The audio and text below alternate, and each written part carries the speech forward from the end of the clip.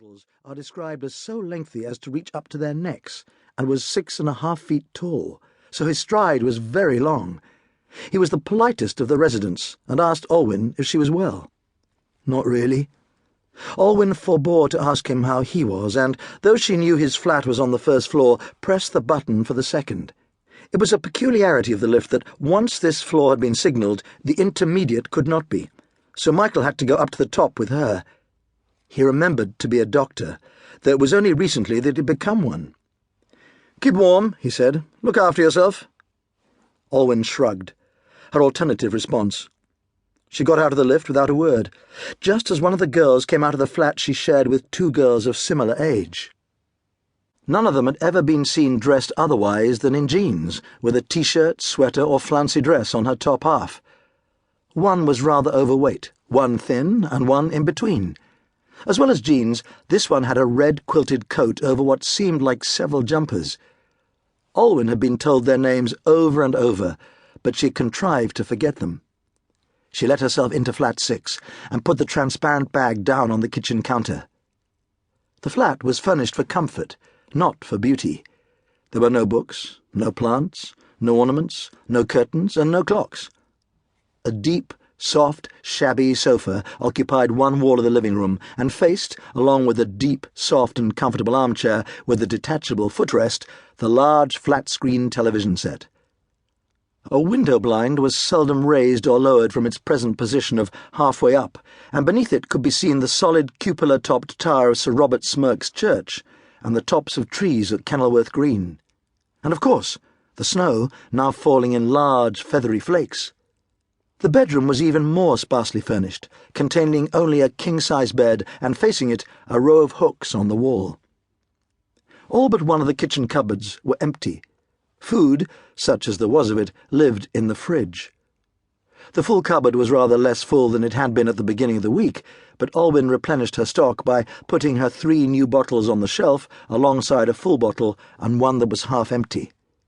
This one she removed, and poured from it about 3 inches of gin into a tumbler. There was no point in waiting until she was sitting down to start on it. There was no point in Olwyn's present life of ever doing anything she didn't want to do, so she drank about half of it, refilled the glass, and took glass and bottle to the sofa. It was low down near the floor, so no need for a table. Glass and bottle joined the phone on the woodblock floor. Reclining, her feet up on a cushion, she reflected, as she often did, on having, at the age of 60, attained her lifelong aim.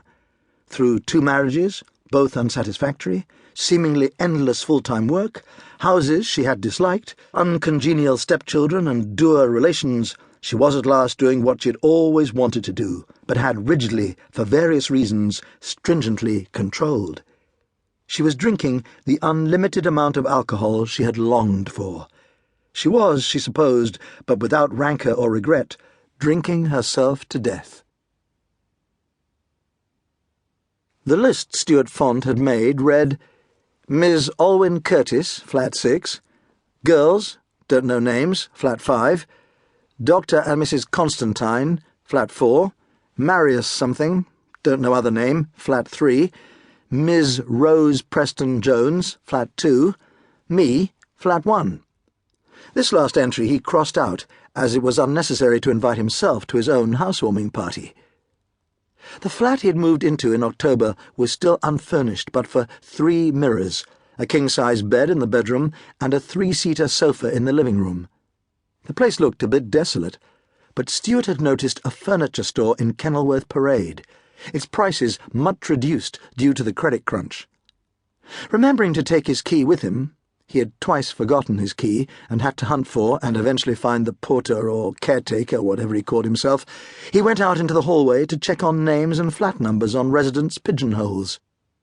The girls at flat 5 appeared to be called Noor Latif, Molly Flint, and Sophie Longwich, and the man on his own at flat 3, Marius Potter.